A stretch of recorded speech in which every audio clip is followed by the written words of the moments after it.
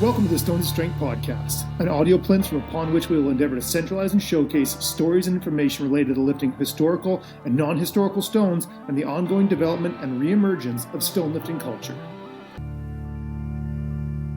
Welcome to episode 23 of the Stones of Strength podcast. So before we jump in with our guest for the episode, the fantastic Tom Billinge, also known as War Yoga, we thought we would take some time to do a bit of a year in review for 2025.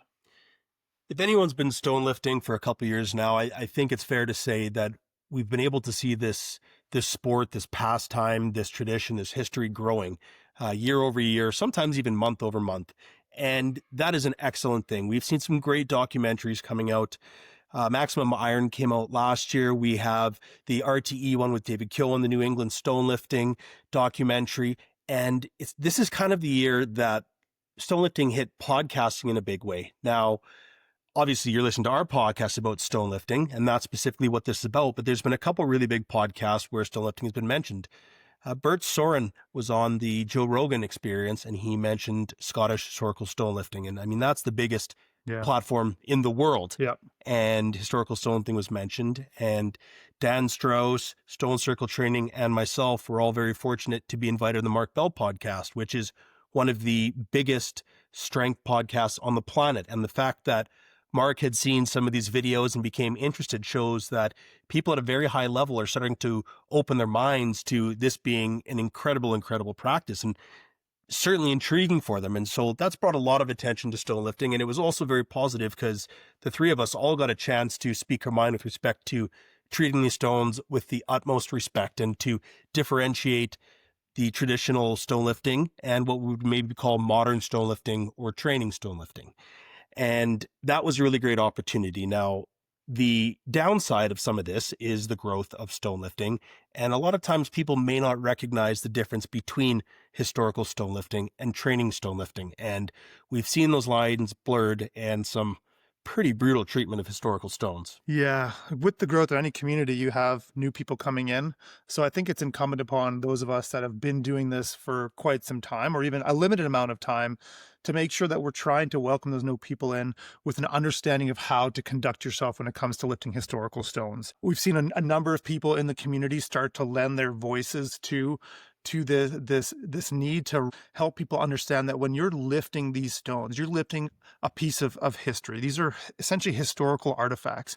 And something people confuse is that the concern is not that someone's just going to drop a stone from shoulder height or press overhead and it's going to instantly just break in two. It's the cumulative damage, especially in cold climates, lends itself to a phenomenon called frost wedging, whereby water infiltrates into the stone, and when it freezes, it expands and actually can break the stone. And unfortunately, we've seen, maybe not because of frost wedging, but a number of stones, historical stones, sustain significant damage. Thankfully, there's amazing people in the community like Jamie McGregor who have fundraised and got skilled professionals to help repair these stones. But it doesn't mean that we can take our foot off the gas pedal as far as trying to make sure that people are aware that there's a way that you need to engage and treat these historical stones. And so, as people in the community, we can only do so much. I think to recognize a real step change, it's going to have to kind of come from, in loose quotations, the top. These are the professional strength athletes.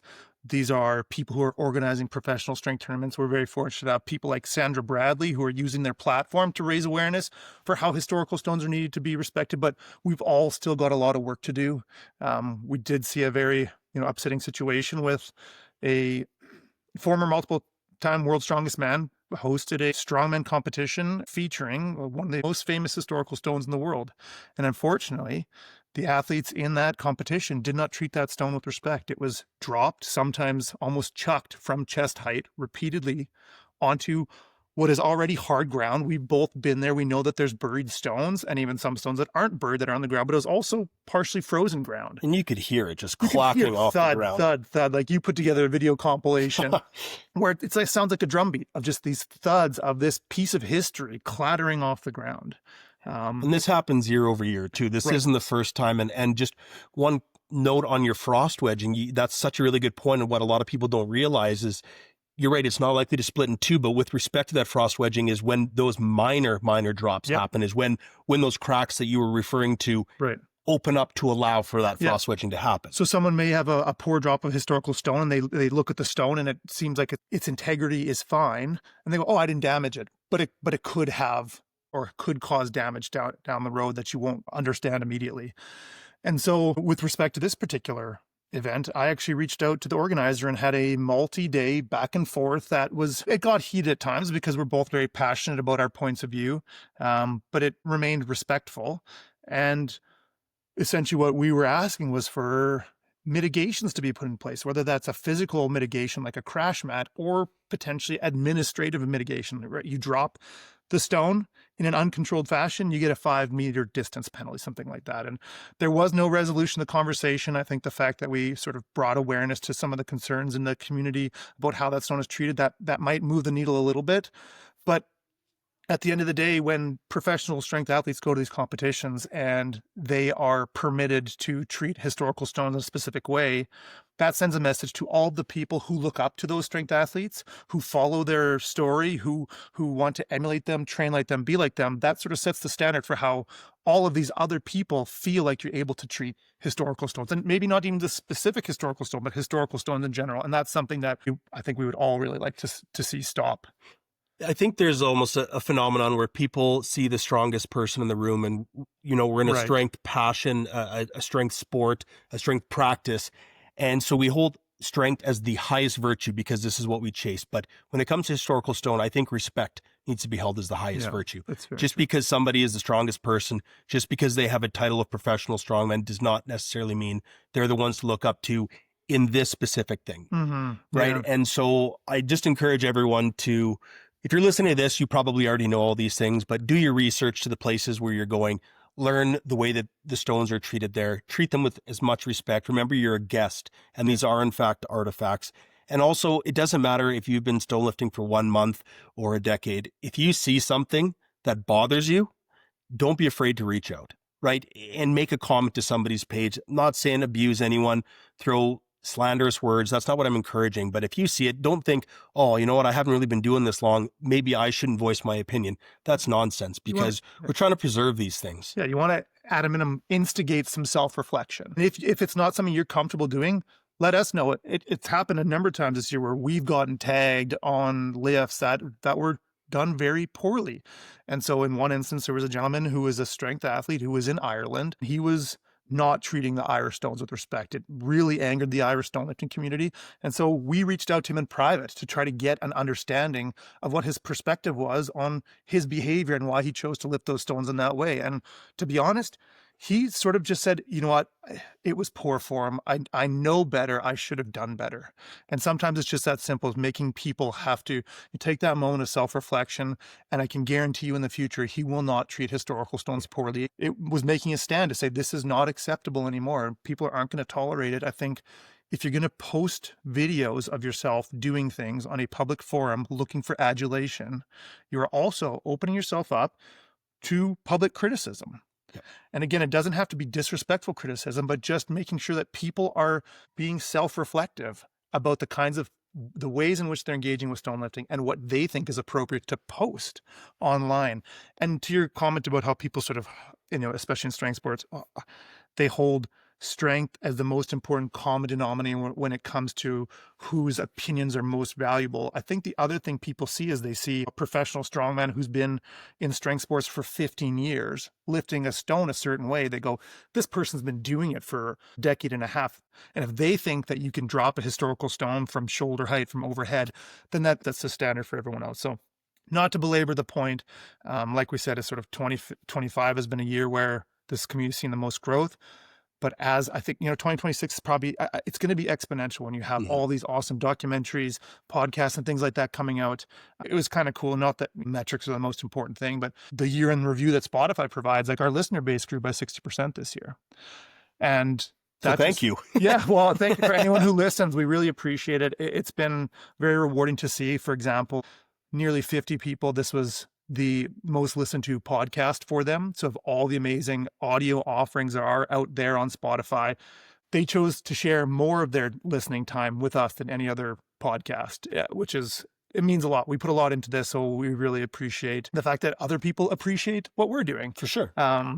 So, and speaking of Stonelifting podcasts, Stone Lore, put on by Wolfgar the Stone, continues to put out fantastic content about not historical stone lifting in particular, but historically significant stones, some of which happen to be lifting stones, some of which are not. And so he's really working hard to preserve and archive the stories of those specific stones. There's a new stone lifting podcast that's come out recently called the Stone Table Podcast, hosted by Bex Innes. She's already had some fantastic guests, and it's just so cool to see more content for people who want to stay engaged and involved in stone lifting when they're not actually physically putting their hands on a stone. Speaking of stone lifting growing and the community growing, there's a lot of areas now, both locally for us as well as across the world, where people can find gyms where they can lift stones. We just saw this really cool stone lifting palace erected in Ireland. David Keown was there for the opening of that. Check out his page for more information. But it is a stone lifting dedicated gym. There's also a gentleman who reached out to the page. He goes by @BearWolfBen on Instagram, and he actually runs a stone lifting club at a gym in London. It's called the Commando Temple. It's in Deptford. So it's an award-winning strength gym in Southeast London. And they have a big collection of natural stones, atlas stones, sandbags, replica dinghy handles. It's a really good place if you live in London to get involved in stone lifting. And so they actually run a weekly stone lifting club with 2 experienced coaches. And then the sessions are open to anyone who's interested in developing stone lifting as a hobby or incorporating it into their strength training. Like, it's essentially a regular meetup where people can train together, work on different challenges, and make use of the equipment there. So if you want to find out more about that, go check out @BearWolfBen or at London Stone Club. If you live in London, you're looking to get your hands on some training stones. So if there's any locals listening from Edmonton where we are, there's also the free fitness gym. So you can reach out to Volk Strength on Instagram. He runs a stone lifting club all through the winter. So if you're just a ferociously strong he's insane stone lifter. So he's a great guy to go and learn. He's one of the people who was actually nominated for Best New Stone Lifter in the Maximum Iron Stone Lifting Awards, because he has gone from an intro stone lifter to someone who is chesting 400 plus pound stones in under 2 years. Yeah, his maximum output of strength is just ridiculous. So yeah, is Volk Strength, and if you can't figure that out, just send us a message and we'll link you up with him. Yeah.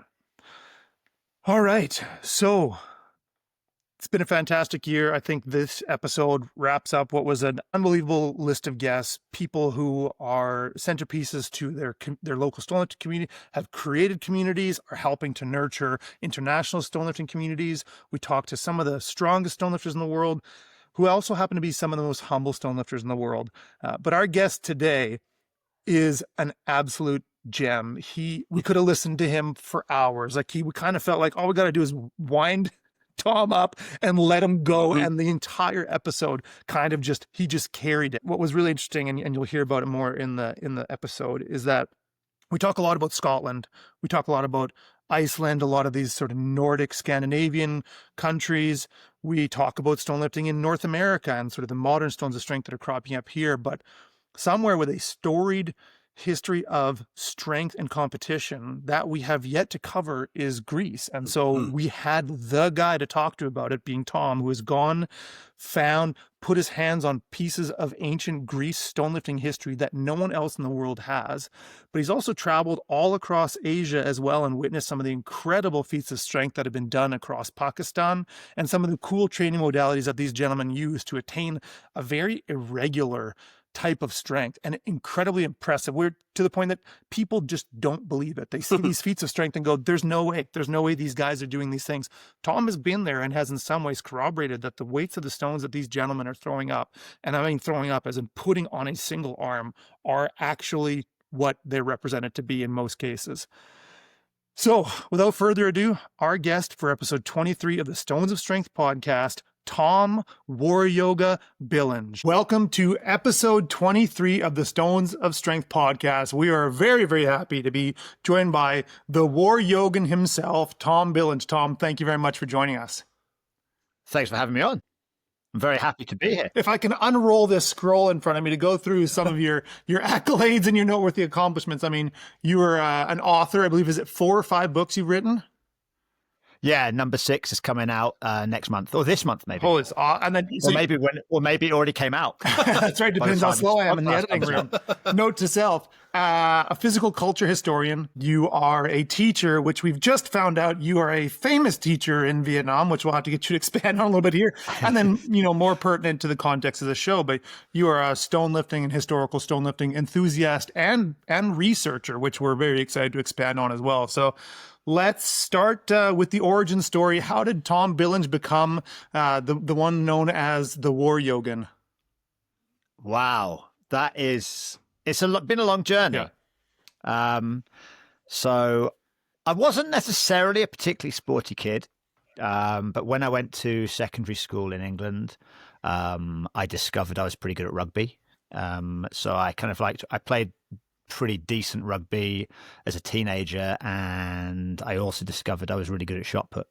So I threw shot for the school, but the problem is I never got any bigger. So I basically reached my size now at about 14 years old. And so at 14, I was emerging. Right. I was going to say, what position did you play in rugby? At that? I was a tight head prop. Holy shit. So at 14, from 11 till 14, I was a tight head prop. In fact, I played tight head up until 16. And then by the time I went to university, they threw me on the wing because everybody was significantly larger than me. Yeah. So then I stopped liking rugby because I really like being in the forwards. I like being a tight head. That was a great position for me. Just get the ball, run into the opposition, turn around and set up rucks and mauls. It was fun. So that was basically the extent of my sport, really. And then in my 20s, to begin with, so I went to university. I wasn't very good at rugby at university level. I discovered that people were much better at the higher level. And so I didn't really do anything much, actually, for a few years. And then in my early 20s, when I finished university, I started Muay Thai and just fell in love with that. And that's basically been the thing that's been with me most of my life since then, basically, till now, because I'm actually a teacher. I teach Muay Thai now. I've been teaching for like over 20 years at this point. I've had some fights. I wasn't very good as a fighter, actually. I'm better as a teacher. And so I'm a good training partner. I'm a good teacher. But once you put me in the ring to actually fight, an actual fight where someone's actually trying to really destroy you, and I didn't really have that. I guess I didn't have that real killer instinct at that point in my life. Now I might. Actually, I've kind of become more of that because now I do jiu-jitsu now as well. And I've definitely got more of a killer instinct. It's an artifact of getting old. Like, I never thought I'd be that person, but I'm the one who's mowing my lawn and then starts yelling at the people driving too fast through my neighborhood. I'm like, slow down, what's wrong with you? So it happens. It's a natural progression. Yeah.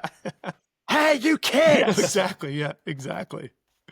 Calm down. Right. Yeah. Right. I mean, I think it is. I think with age, it's like you get that confidence and the happiness in yourself, and also the kind of life experience to realize that, you're not a kind of fragile, precious thing, and that actually, you're pretty resilient. I don't know. We're pretty precious. Yeah. How dare you? Maybe not fragile. Yeah. But... you're precious, not fragile. So what is it exactly that drew you into Muay Thai? Because I started training it in university as well. I only did 4 years of it. I did a little bit in Thailand as well, but it also in the period when I stopped playing hockey to when I started playing men's league, Muay Thai is kind of what filled that athletic gap for me. And I was into weight training a little bit, but it didn't really kick off till after that. So out of curiosity, what was it about Muay Thai that drew you in? Well, so when I was at university, it was there was a guy I played rugby with, and so back in those days, so we're talking like the late 90s. There was used to have more like kind of fights, like bar fights and things to happen more in a way they don't happen anymore because you go to jail. Yeah, everyone's got a phone and camera out, and you're those days happened. There was one guy that everyone was like, "Oh, you don't mess with him." Because he knows Muay Thai. And so I was like, man, this thing must be amazing. Like no one's even like trying to start an argument with him, like they're not messing with him at all. Right. So after I ended up kind of looking into Muay Thai, finding a great gym actually in my hometown. And it just hooked me. Like, the minute you start kicking things and I was definitely a kicker when I was younger.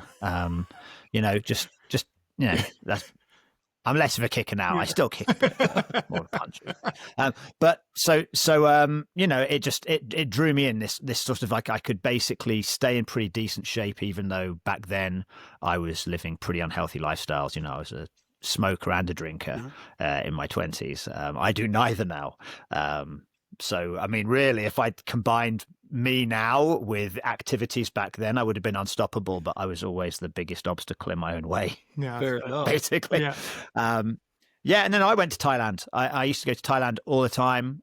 In England, we get pretty decent holidays. Right. So I used to be able to go for like a month and just go train, go and live in the gym. I mean, I used to go to a gym called Jitty Gym. It's changed. It's now called Ritty Rit Gym, but in Bangkok. And so when I first went there, I literally turned up and they were like, we haven't got any of the rooms left for sleeping in, but there is a bed where the trainer's gone on vacation. He's away for a few months, so you can sleep in the trainer's bed. In this trainer's bed, and I was like, okay, cool, whatever. And it was just literally this little room behind the ring. So I just literally slept in a bed behind the ring at GT Gym.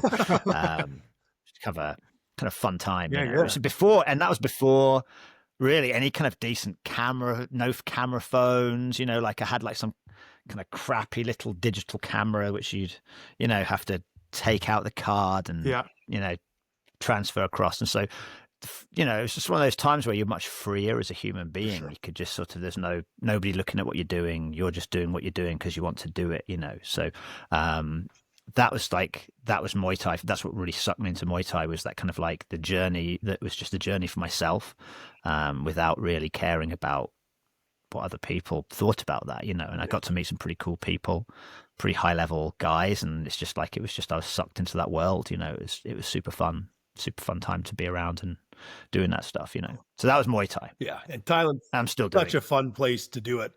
I remember I was at a bar in Koh Phi Phi fighting for buckets of alcohol, and this French guy challenged me to go, and he was bigger than me, and so I said sure, and I just beat the wheels off him. And Mike Quick Swick from the UFC was in the front row there because he was in Thailand training Thai boxing there, and so it was hilarious to be right there is Mike Quick Swick, and here I'm in the ring fighting for alcohol. Right. Fun times. Yeah. I mean, those are the memories you take to your deathbed, though. What a smart business decision from that bar too. Instead of having to pay people like legit professionals to come in and fight, there's like, here's $6 worth of beers, and you guys go in there and punch each other silly. Awesome. I'm sure Dave was being paid in buckets. They were buckets, yeah. They were the buckets. Yeah, of course they were buckets. It was good fun. Of course they were buckets. So I mean, Muay Thai was a great part of. It's basically the foundation of where I've come from. Right. So to kind of get back to like, how did I become the warrior?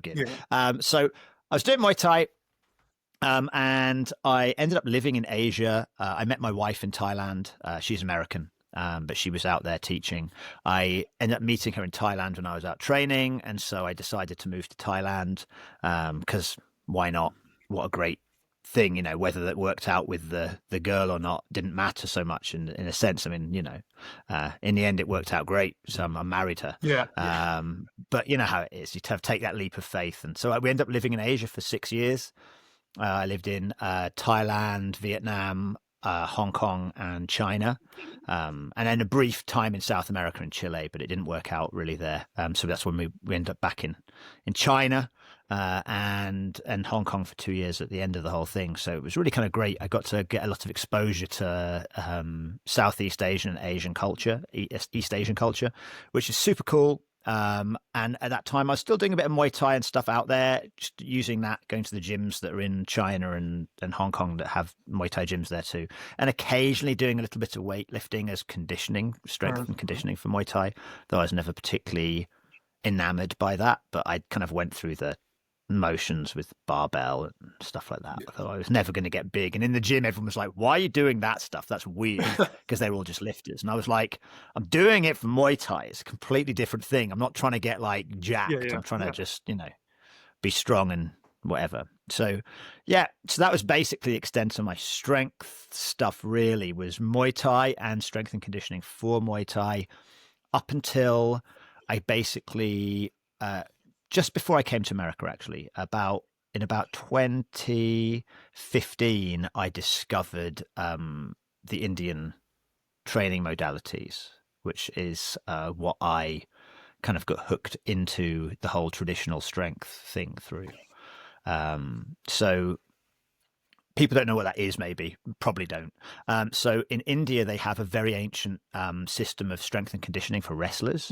So India has a very strong wrestling tradition, a traditional wrestling style called Kushti wrestling, which is done in earth pits. And they wrestle in the earth, but they also do this program where they use like maces, which are called gada. They use like stone neck rings. They use wooden clubs and like a whole bunch of bodyweight exercises. And so I started on the mace and actually making my own one from a guy called, so there's a guy called Paul Wolkowinski. Paul is like one of the first people from the West to kind of bring the mace out of India and do this stuff. And so he had a video about how to make your own gada. And I'm like, I'm cheap. I'm going to make my own. I'm not buying a steel mace. Forget that. It's easy. It's just concrete with a stick in it. Like, so I did that. The first one was way too heavy for me and I felt like a massive clown. So I had to immediately check my ego and make a much smaller one. So the first one was 25 pounds, which now is no problem. But like then I was just like, oh yeah, 25 pounds, easy. Right. And then I tried to swing it and it just humbled me immediately. I couldn't get a single swing off it. And so I had to make a 15-pound mace, which I could swing, kind of. And then I got better at that. And so I kind of did that for a while, got into the club stuff, wooden clubs, things like that, which was really cool. And then that's just sort of led me down this rabbit hole of learning that there's a whole sort of system of connection. Like, so the Indians have a system which is called Vyayam, but then the Iranians have a system which is very similar. It's related in some ways because they have shared kind of deep ancestry, like the Europeans also share the same ancestry with the northern Indians and the Iranians, the Indo-European people somewhere in Central Asia. And so they've got a connection there and their systems are similar. And so I started doing the Iranian stuff and that was super cool. And so I've been to India a couple of times, I've been to Iran a couple of times, just training, learning. I always like to learn as much as I can. And then since then, I've just been trying to connect all that up as well with the European stuff, you know. But what is kind of interesting is that stones definitely are part of all of those. So there's Indian stones and Indian certain style of stones. The Iranians don't have stones exactly, but they have something that used to be stones and is now made of wood. And then the Europeans obviously all have stones. The Greeks had stones, don't anymore, but did. And then, you know, the Romans talk about using stones. The Celts definitely use stones. Germanic people definitely use stones. So, you know, there's definitely that kind of thread that runs throughout. Quite possibly the only ubiquitous strength tool across history, across the entire world, really. But I mean, the more people look, the more they find. And I can't fathom a world in which the most readily accessible, heavy, immovable object that you can find on the surface of the earth anywhere wasn't the central focus around some sort of strength training system or program or a test of strength or a tool or something like that. So it's pretty interesting to see that even, you know, during your travels and your studies, you are seeing that through line across Asia through Europe. So. Oh yeah, 100%. 100%. I mean, yeah, obviously it goes outside of the Indo-European sphere, but I mean that's been the sort of focus of my research because that's my main interest.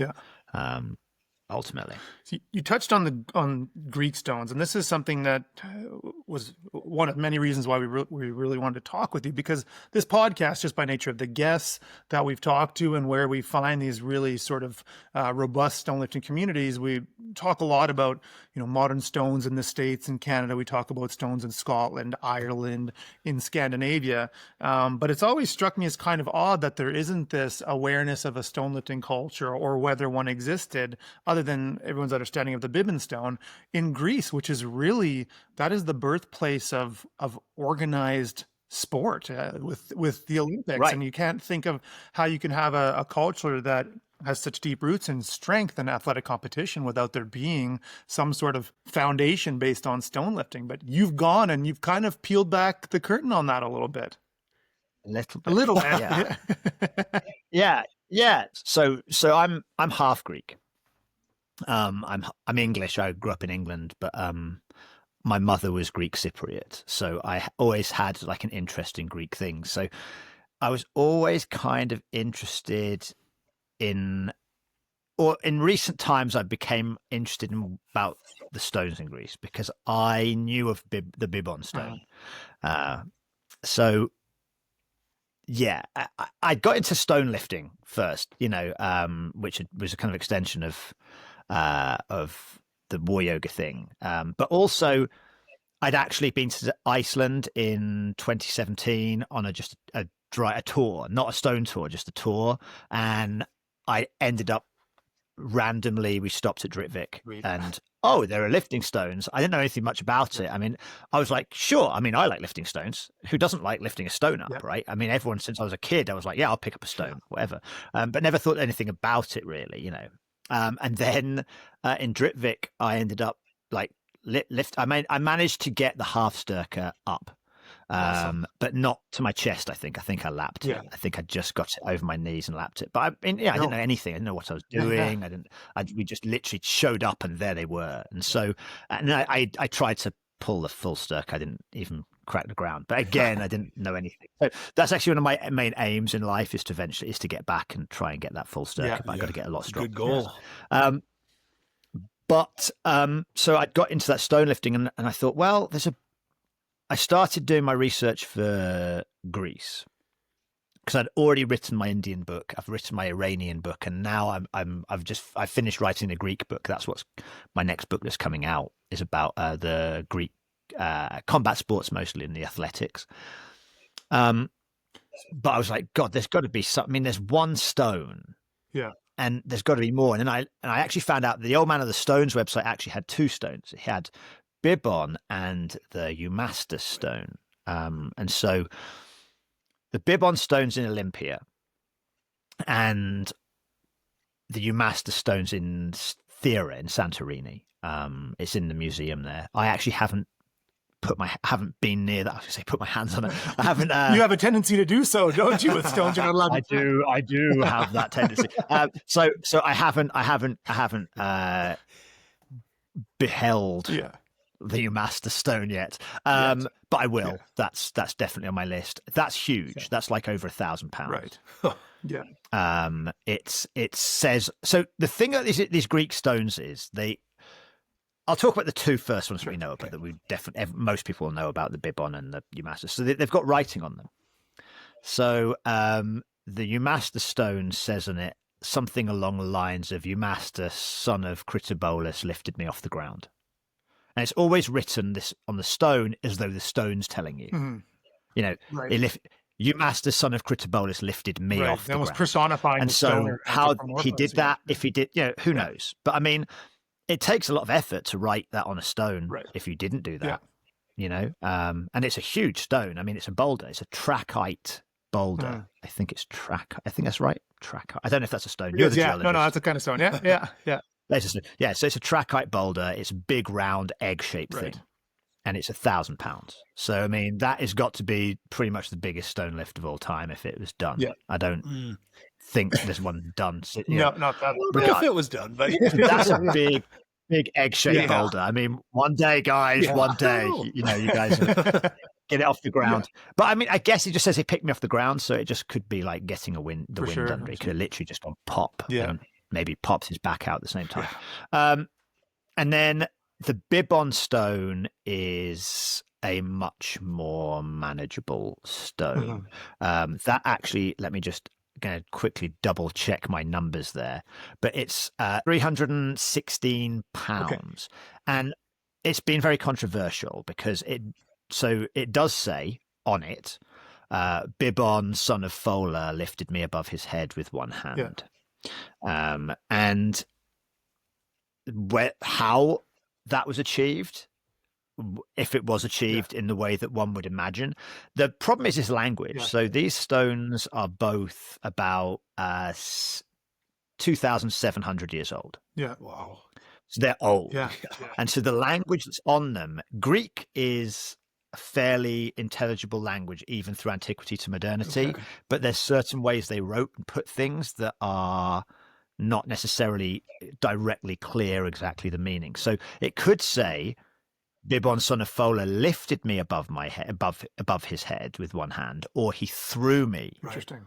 So it could be like a put, Sure. like it could be like a throw it over your shoulder kind of thing. I mean, and it has this weird handle. So on top, it's not like a full handle. You couldn't put your hand around and grab it like it's a bar or something. But it's got this sort of two channels, and in the middle, it's got this place you could potentially hold it with one hand. So, the methodology of how it was actually lifted and whether that description's completely accurate is, up for debate. Yeah. But it's definitely liftable. I mean, I have touched it. I have put my hands on the handles on it in the museum. I've just walked up to it and handled it. I mean, I didn't pick it up or anything, but I kind of, you get underneath it a little bit and feel it. And the thing is, the museum staff was there with me when I did it, so I guess that was okay.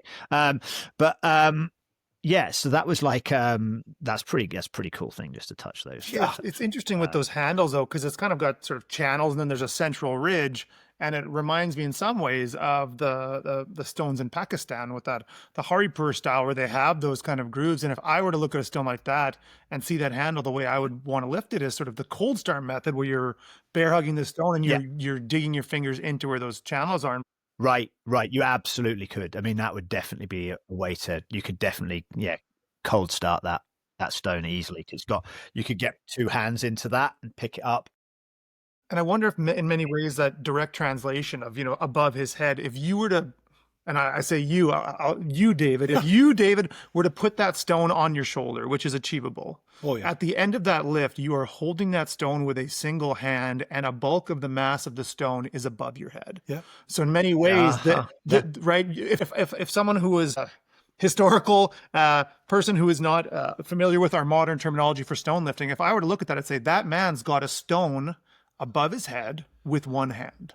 Right. Or even, talking about the Haripur style, you see guys there lifting those stones, at least finishing the lift with a single hand, and stones of a very similar size. So if you think about the literal sense where it's a man, one-handing a stone of that size above his head, there's no ways, but there are ways it could be lifted with a single hand on the stone that are achievable, It's a really good in point. one context, right? Yeah. So who knows? Right. I mean, language ultimately becomes a sort of, and up for interpretation. For sure. That's a good point. I didn't think about and that. the thing is it was dedicated at Olympia. Right. So Olympia is a sacred site. So in the ancient Greek religion, there's not much that was like kind of forbidden, if you know what I mean. Like it didn't have the morality that that modern religions have. Right. It wasn't a moral religion. But the only real crime is hubris, which is ultimately swearing false oath upon a god's name. So using the god's name to swear an oath and not mean it, so that's high crime. Okay. You're in big trouble for that. And so this is a stone that is dedicated in the sanctuary of Zeus at Olympia, and it says, I was lifted above, I was lifted, basically. So I can't believe that would be a false statement. Right. Yeah. But maybe it's the language that gets in the way of our belief in it, if you know what I mean. Absolutely. So so Bibon's just like, that's the famous stone. But in that research, I found out that Bibon and Eumastus were not the only stones. Just about the Bibon stone, obviously we know that lifting stones have been used as a test of self and a way to prove your physical worth in a number of cultures. Is there any documentation or understanding that in historical times in Greece, there was enough prestige associated with a feat of strength, like lifting a large stone like that above your head, that it would be worth possibly being damned for eternity to make a claim like that? Like, as you say, it seems like there'd be no reason why someone would do that. And so, no. Reputation's everything. Like So the Greeks are what are called an agonistic society, which means they are extremely competitive in almost everything. Makes sense. Yeah. And to every degree. I mean, like literally. So Yeah. so the word agon means competition. But it's where we get the word agony from, actually. But it actually doesn't necessarily mean just competition. It actually means struggle. Right. To struggle and to strive. So the Olympic Games were not called the Olympic Games; they were called the Olympic Agones, the Olympic struggles. Wow. And so they're very much a religious festival. It's like tied in with the Greek religion, and ultimately, the winners are kind of sacrificial victims in a sense, like kind of stand-ins. They are proved worthy enough to be kind of sacrifices to the gods. They didn't actually sacrifice them, but their kind of energy, their sweat, their blood, that's their sacrifice, And so it was deadly serious. Like, competition is deadly serious, but you couldn't cheat. Right. Like, cheating was terrible. Like, I mean, what a wonderful world that would be. Yeah, no kidding.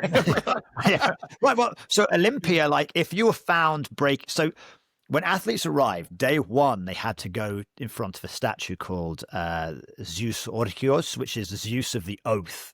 And it was apparently this terrifying looking statue of Zeus holding a thunderbolt in each hand. And it was in what was called the Vouleterion, which is the council chamber. And they're to go in with their athlete, their father, their brothers, and their trainer, all had to go in and stand over the corpse of an eviscerated wild boar and swear on the corpse of this boar in front of Zeus that they would do nothing to harm the reputation of the game. Jesus. Wow. Like, it's literally like, strike me dead, like, I swear I will not do it. And it's like, with the understanding that if you did, what happened to the boar is basically what's going to happen to you. I mean, it's pretty clear in terms of imagery. Now we sign a waiver. And so there's actually in the entire 1,000 years of recorded history of the games, there are about 16 incidents of cheating. Wow. And at least 5 of those were done on the same day by a group of people, which was boxing, fixing a fight. Right. So there weren't many and they were fined. They were basically fined very, very heavily. They had to have these statues. There were statues erected by the cheats. They had to pay for a statue to be built of Zeus with a thunderbolt, and it was like they lined the way to the stadium, and it just says, Olympia, you win by the speed of your feet and the strength of your body, not by money. Wow. Oh, that's powerful stuff, to be honest. Contrast that to nowadays, like, do you hear David's comment? So there weren't a lot of Russian. Listen, well, get this. So the Olympic Games, in their entire history and antiquity, never, ever got stopped. Persia invaded Greece in 480 BC. The Olympic Games happened when Athens was being burnt to the ground. Nothing stopped the Games. In the history of the modern Games, they've been stopped 3 times for war. I'd imagine there's more cheats in a single event at the modern Olympics than there were in the first 2,000 years of it. Right. Yeah, right. I mean, they're terrifying. Yeah, exactly. They need to get that boar. They need to get the boar in the statue. Bring the boar back. Yeah, exactly. Hashtag bring the boar back. Yeah, exactly. Put them on top of the boar. Yeah, exactly. Come on. Interesting. So yeah, I mean, that's the kind of background of that stone. Right. That it was at Olympia, and like, it's so deadly serious. You wouldn't make a claim that you didn't mean. Right. Yeah. I mean, bad things happen to you. Yeah. Yeah, that brings a whole, when you're on the outside looking in, not really knowing anything about what you've just discussed, it's very easy to think that, this guy just made a tall tale to try and secure his name. But when you get the historical background and the significance of it all, you start leaning towards, okay, this is legit. It's just, how was it done?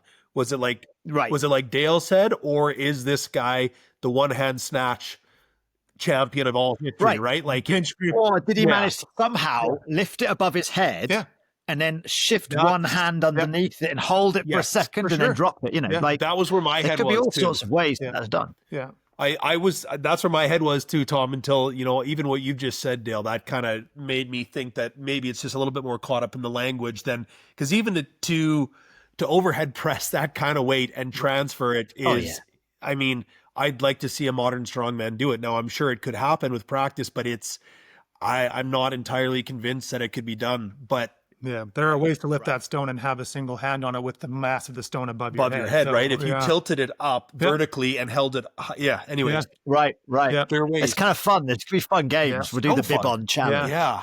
Okay. Yeah, that's cool. Yeah. I really like that story. The bib on So, challenge. so See if you can get it out there. and the Massa stone were the two known stones, but when you went to Greece, you had quite an adventure on your hands as an impromptu archaeologist.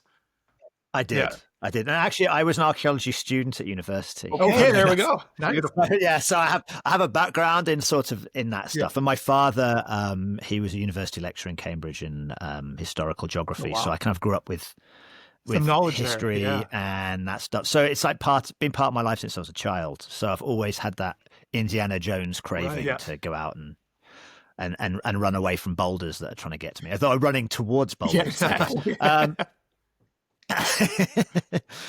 So what happened was I learned from a book by a guy called Harris, and it's like a book from the 60s or 70s, and he mentions two other stones, just random, like off the cuff, and then not much more about them. And one is called the Hermotimos stone, and the other one is called the throwing stone of Xenoreus. And so I was like, wait a minute, there's more. And so I first was looking into, first talk about Hermotimos. So Hermotimos stone is a stone that was found in Epidaurus in English. And Epidaurus is basically an ancient sanctuary of Asclepios, who is the healing god. So if you were sick and unwell, you went to see Asclepios, and you'd basically go to his sanctuary, which was essentially a hospital, a therapy center, as well as being a temple. So you kind of pray to the god, you'd go through various therapeutics, you'd, go through various religious and psycho-spiritual experiences, as well as getting kind of actual therapies. The Greek word for therapy is therapia, and they did definitely do therapies of various descriptions, because they had humoral medicine. So it was all about, balancing your humors. But there was a stone found there, but not just the stone. So Epidaurus is full of these like stelae, like stones with inscriptions all over them. And a lot of them are lists of people who were cured and how they were cured and what they did and what they came for and what happened. And so there's just hundreds and hundreds and hundreds of inscriptions Medical from records. antiquity of basically kind of testimonials. Yeah, exactly. Yeah, it's their endorsement. Yeah, exactly. Whatever. Yeah. Try the bloodletting. It's great. Yeah. You're right. So what's interesting is this this stone. I'm going to just bring it up on my facts right now so I don't lose it. So this stone's 3rd century BC, and it is from Hermotimos of Lampsakos, and the stone is there, and it says on it, Hermodikos of Lampsakos, as proof of thy merit, Asclepios, I dedicated this stone, which I lifted myself, plain for all to see, clear evidence of thy skill, for before I came into thy hands and the hands of thy servants, I lay sick of a foul disease, congestion of the lungs, and utter bodily weakness. But thou, healer, persuadest me to pick up this stone and live completely cured. And so that's written on this stone. And it's this. So what's funny is I'd actually seen the inscription. There's these old books where the German archaeologists had actually copied down all these inscriptions like perfectly and drawn them exactly as written. And so I found this inscription. I was like, oh, okay, I know what it looks like. And so I went around Epidaurus looking for this stone. I went to the museum, and I walk in. I'm looking, and I turn around and look at the front door of the museum, and there it is. Oh man. Just sitting there, right there. And all it says, the label is stone dedicated by Hermotimos. Doesn't say anything about what it says on it. Doesn't say anything that it says that he lifted the stone up and carried it into the sanctuary. And this stone weighs, let me see, it's like 600 pounds. 334 kilos, 670 674 pounds. I cured my bodily weakness by lifting stones, but it took more than one big stone carry to do so. Yeah. So yeah. Unless he was there for a very long time. Cures your bodily Yeah, weakness. maybe he was there for a long time. So it's this big, 70. big rectangular stone, and on the top it's got this dip where it was used as a sort of altar, where people would put some offerings or something. But not only that, there is another stone at the site that records him lifting that stone.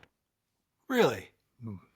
Yeah, there's an inscription. There's on the lists of cures of people cured. It says, let's bring that up because it actually says on that that Hermoticus of Lampsacos' bodily weakness, the god cured this man as he slept and ordered him when he came away to carry into the temple the largest stone he could. He carried the stone which now sits in front of the shrine. And that's the stone. So there's literally a inscription saying this guy was cured. Here's the stone. The god told him, go and pick up a stone and bring it in. And then the stone now sits in front of the shrine. And then there's the stone itself says this is the stone. Do we know? Is it a modern so it's weight? double evidence. Like, is it a modern weight that's recorded for the stone, or is it? Yeah, that's a modern weight. So the stone has been weighed, and that's what it weighs at. And it's just like a column. It's this long column. Right. Okay. 674 pounds. Like, so the thing is like he picked it up and carried it. Now, is that a hog lift? Yeah. Is that like strapped to his back? Right. Like, who knows? I mean, But he carried it into the sanctuary. in some ways, placed it's it. akin to the size of Brynjolf's stack, and we've seen. I mean, you've lifted that off the ground, and I guess you could kind of lift it and bump it along to advance it to a place. But isn't the story of Brynjolf's stack? Didn't he actually strap it to his back and carry it out of the Allegedly. water? Or something? Yeah, That's the Allegedly. myth. Yeah, of the story. yeah, Yeah, right. Maybe. That's the story that's attached to it. But right? that's the story. yeah, Right? Yeah. right. That is the story. Yeah, That would be a. he strapped it to So his back it's and carried it like out of the water. it's like that, Yeah. basically. Yeah. Yeah. Wow, that's very interesting in that there's like the dual recognitions of the feat, right? Yeah. Yeah, that's cool. Yeah. this stuff's fascinating. That's super cool. Because That was a super fun stone to see. And then, so obviously, I touched it. yeah, But like that, it's like, it's just like, it looks like it's this tall, long stone, squared. So it's squared off, so it's been carved off and it's got written on it. So it's like, it's, that was the first of the two other stones. And then the fourth stone of all the Greek stones is this one, which was called the throwing stone of Xenoreus, and that took some work. That was a journey. So all I knew was that this stone was probably originally bigger, and it was cut to size because it was found in a medieval wall about 2 kilometers upstream on the Cladeos River, which runs from Olympia through Olympia. There's 2 rivers run through Olympia, the Alpheus and the Cladeos, and it was found like further up the Cladeos Valley in a medieval wall.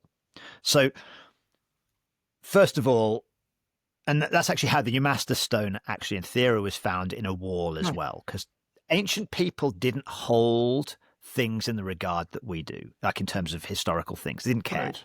Like, it's a usable piece of stone, use it. Like, that's why half the old temples and Roman temples and Greek temples have got not much stone, because they just robbed them out. Because why would I go and quarry new stone when there's already dressed stone sitting right there for me to go and take and use to build my house? Why would I? Yeah.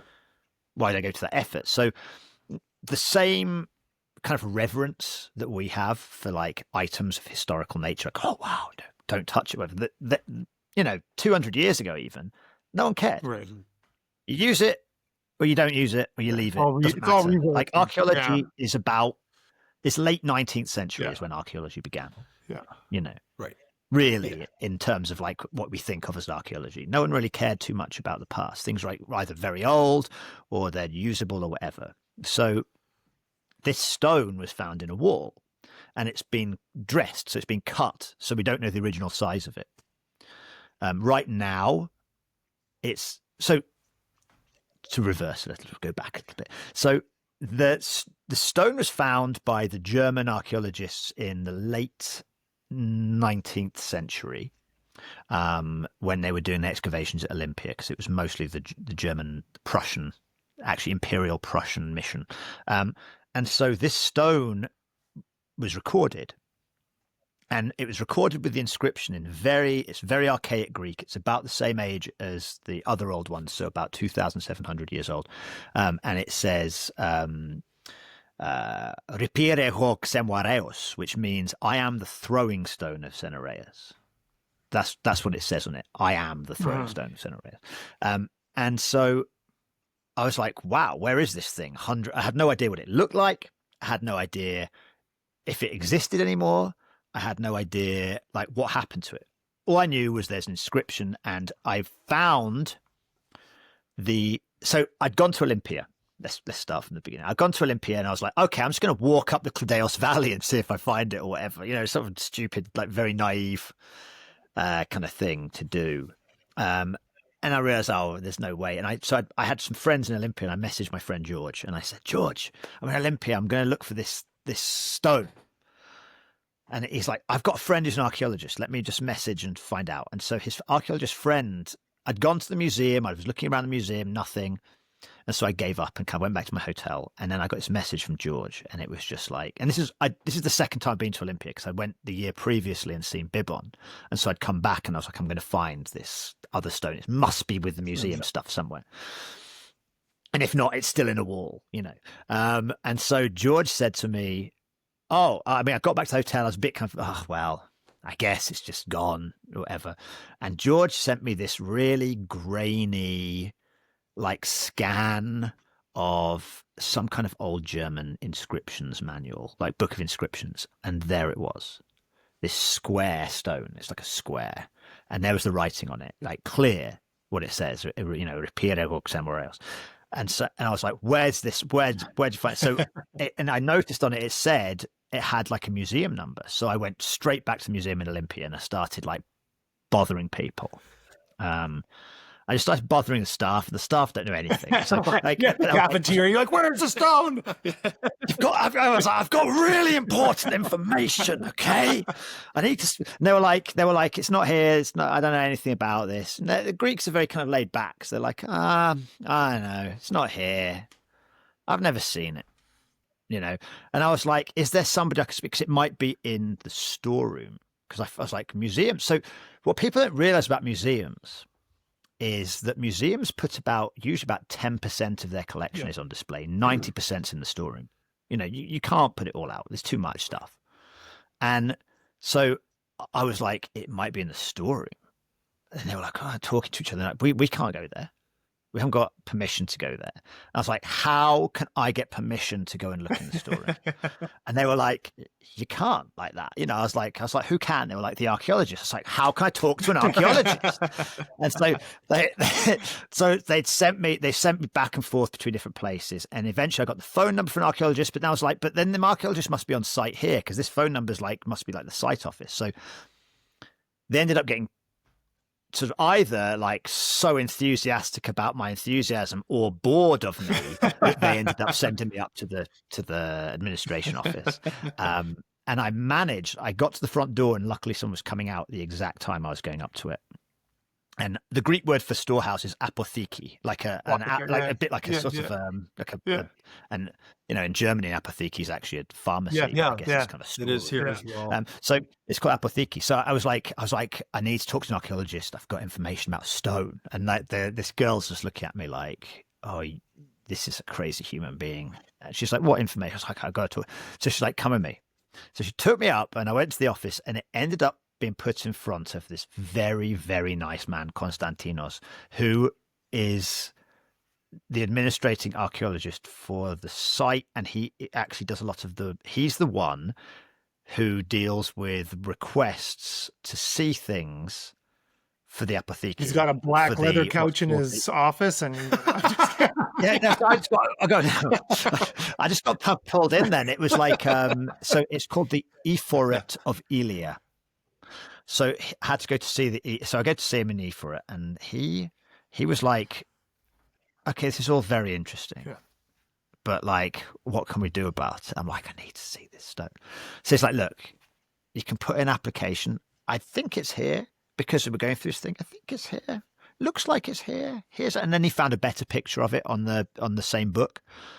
And so he was like, okay. So he says, you need to apply to the Ephoret. So I immediately went back to the hotel, sent an email to Aoife copying him in, and then I had to leave.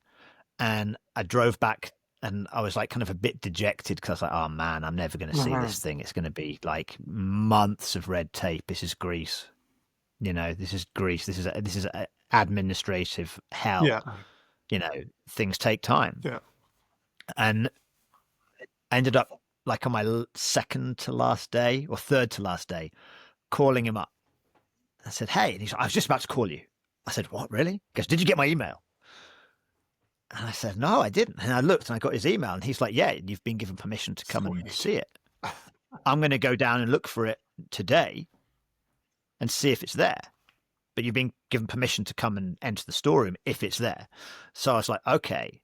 And I said, if you find it, can I come today? Which would have been like a 6-hour drive. And I was like, they were like, no, you can't come today. So, but you can come in 2 days. And so he ended up going down, finding the stone. And then on my last day before I had to leave Greece, I had to drive.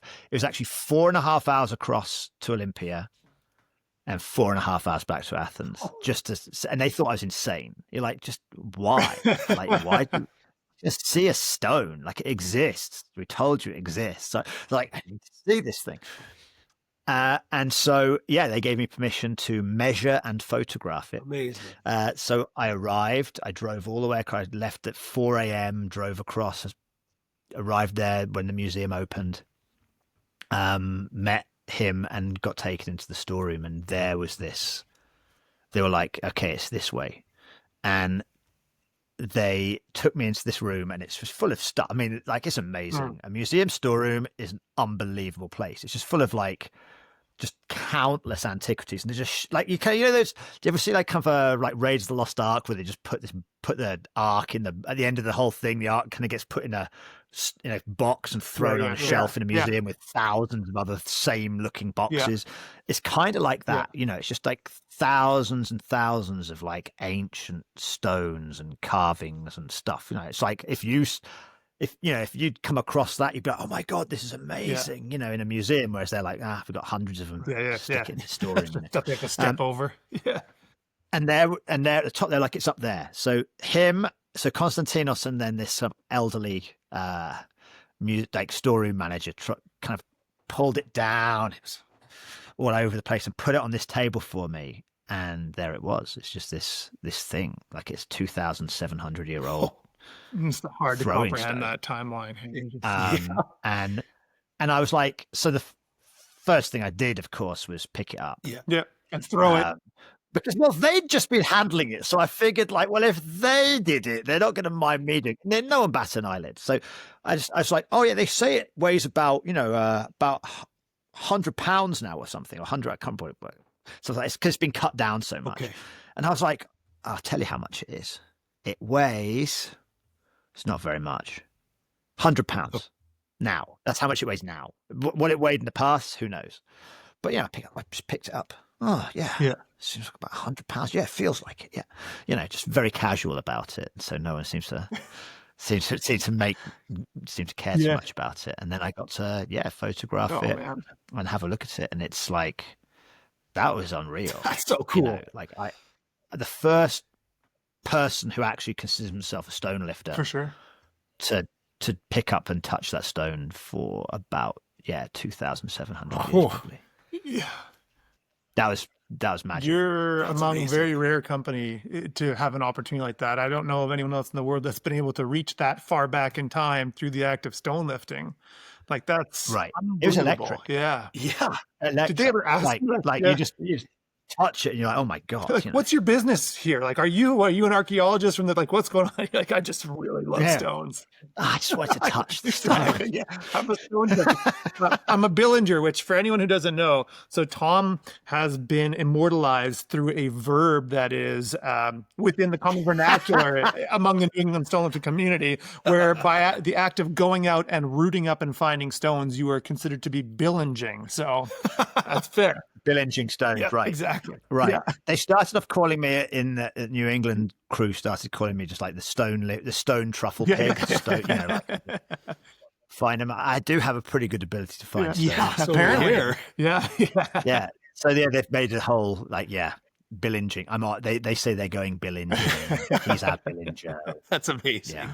Yeah. So Yeah, it's funny. one thing with these Greek stones that it seems to be is they're almost kind of put in the class of, loosely put it, as the hero stone, right? This isn't a stone that people would go to, like the Fianna stone, Right. where people would go to this stone, or even the Drittvik stones, where these were always there and you went there to test yourself. These were Right. basically, I don't know, honorary, like the people that lifted these were Feat honored. of strength. Like they were Yeah. snapshots as opposed to something that was always there. Right. Right. An occurrence in the Yeah. culture. Yeah. Yeah, right. So, I mean, all they can really tell us is that there was at least some semblance of a culture of lifting stones, but not that it was seen as being a repeatable thing on each of the stones individually. We know, though, for example, the Romans had some stone lifting as part of their physical culture. And also there's a passage which is a commentary, and it's a late Roman commentary on the Old Testament, where he's talking about how in Palestine people lift stones as a physical culture in each village. That they lift to the different levels, to the lap, to the chest, to the shoulder, and above the head as the press. It literally says those things. Really? It's from it's a commentary on Zechariah. It's kind of an interesting commentary. It's actually in. I've got it here somewhere. A test of all the time. H.A. Harris. Yeah. This is the book I found the reference to the stones. Okay. This H. Harris. But yeah, it's a commentary on an Old Testament passage, and the commentator says that the stones were lifted. Here we go, weightlifting. Yeah, so it's actually something that's called the Salona inscription, and it calls attention to a passage written about 400 AD. Talking about stone lifting by Jerome in his commentary on the Old Testament. So it's actually by Jerome on Zacchaeus. So it's by Saint Jerome, and he says, in the cities of Palestine, there's an ancient custom kept up to this day throughout the whole of Judea, that in villages, towns, and strongholds, round stones are set out with which young men take exercise. They lift them according to their individual powers, some up to their knees, others to their middle, others as high as their shoulders or head. A few raise the weight above the head, straightening their arms, thus showing off their great strength. And so that's about 400 AD. It's Jerome's commentary on Zechariah, ad Zachariam. So that is evidence that at least in the Mediterranean region, definitely was. That's clear cut. And in the same clear cut. same way that people do today, right? Yeah. Like it's as consistent. Right. No, it's approach. identical. Yeah. I mean, there's only so many ways you can. That's very true. For sure. But still, is that ever cool? Yeah. So isn't that cool, right? So that's 400 AD. That's from 400 AD. It's extraordinary. And he's talking about and he's saying that tradition goes back to even older, much, much older times. That they still do it today, as though it's some ancient thing that somehow still survived, done in Palestine. We've all kind of had that. That's pretty cool. Yeah, we've all had that feeling where it's like, this has to be, done for as long as people wanted to prove their physical prowess. But I mean, that is evidence that at least for thousands of years, it has been done in a very similar fashion to how we do today. Right. Yeah. Right. Just one thing. And it's kind of interesting. So we know that was all that's definitely happening in that kind of general region, that kind of Mediterranean region. So, but the thing is, what's interesting is that's died off. Right. Like it died out completely. Yeah. When that died out, who knows? Obviously, we know it was happening in 400 AD in Palestine, but we don't know anything after that, as far as I know. I mean, somebody did share with me some interesting artwork of it's medieval artwork of some knights lifting stones. Cool. But I don't know anything about the context, but they are just stones. They're just literally kind of roundish looking natural stones that are being lifted up in these sort of old, I think it's from illustrated manuscripts. Cool. So they're probably really tiny in real life, those pictures. So why not? I mean, it must have continued in some degree until, we didn't record a lot of our history, and a lot of folk history obviously is not recorded at all, and we'd have no idea about the Greek ones unless they'd literally carved it on the stone. Yeah, and as evidenced by what, David Keown's been doing in Ireland, like in times of famine and hardship and things like that, the tradition of stone lifting is probably one of the first thing that gets dropped off the cultural map because Sure. you don't even have enough energy to feed yourself and your family. You're not going to be going to prove your strength. And then if it's not documented, then it Right. can be lost. And fortunately in Ireland it Correct. was. But Right. yeah, I'm sure in many regions of the world where stone lifting culture doesn't persist today, it's because the former stone lifting tradition has just been lost. Well, strength is you Right. demonstrated your strength at those times just by surviving, right? There wasn't the excess of that's strength. right. Yeah. That it was just Yeah. different You're perceptions not getting based up from on. the keyboard to go lift. So you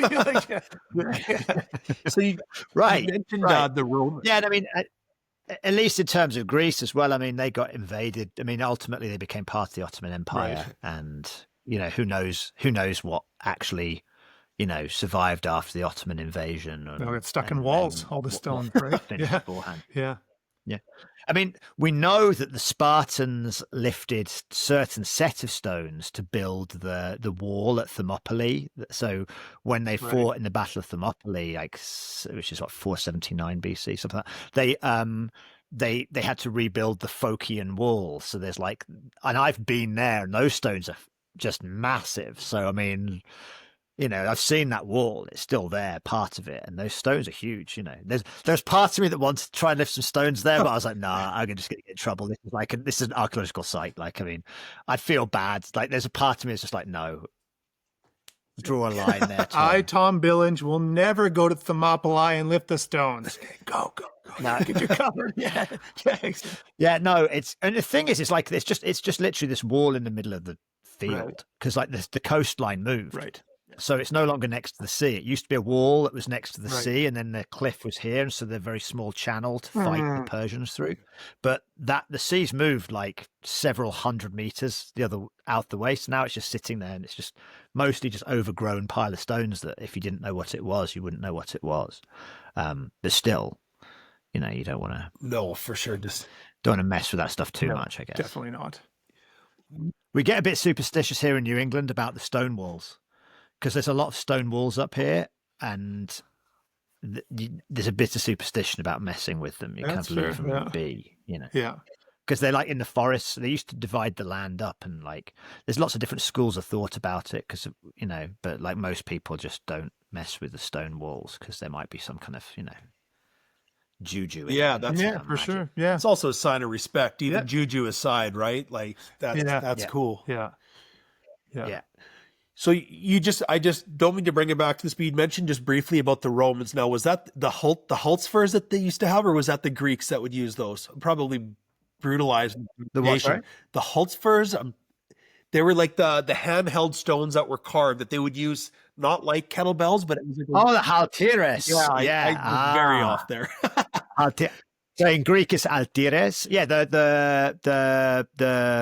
the jumping weights. Yes, basically. That's right. And those were way they were the back. Greeks. The Romans used it too. They're jumping weights. Haltires just means jumping weights. Because to jump is halma.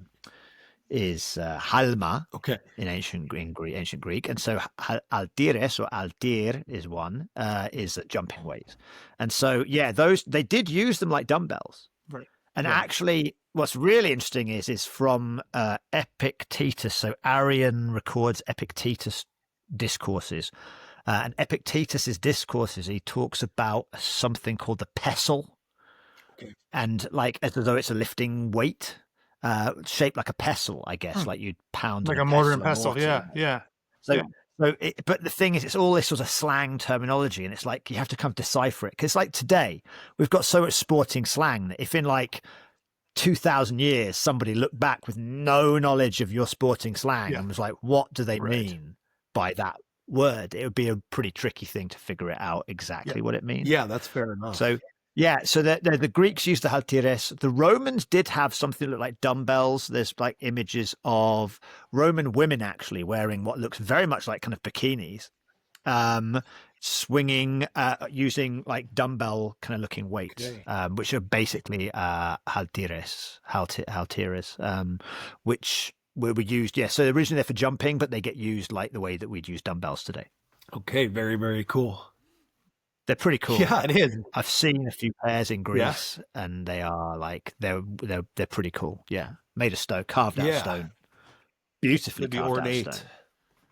There's a guy making them actually in Olympia for museum copies, and he was like, "Yeah, here they are." And he showed, so I actually got to handle some of the exact copies, like in the museums. And he's like, "Yeah, I sell them." I was like, "Oh yeah, how much are these?" He's like, 8,000 euros. I'm like, "Okay, great." I'll put these down right here. Yeah, no, thank you. To leave them there. Right. So, I mean, that's a pretty extortionate amount of money. But he's like, "I break my body to make." Oh, okay, sure. Enjoy, sir. Sure. Okay. Yeah. So the Romans definitely had a physical culture, and I'm sure there was some kind of stone lifting going on there too. That will be my next line of research, though. I'm actually once I've finished all the edits and stuff, and the Greek books pushed away, my next line of research is going to be on Roman stuff. So I'll see what I come up with. Yeah. No kidding. Awesome. Another nation that has a very well-established stone lifting culture that we haven't had the chance to cover on this podcast, but you've immersed yourself in is Pakistan with the Haripur stone lifting. And you did a really cool post because it's such a unique way to lift stones. And for those of us that lift in what we call a more traditional sense, it's hard to understand how these men can achieve these feats of strength.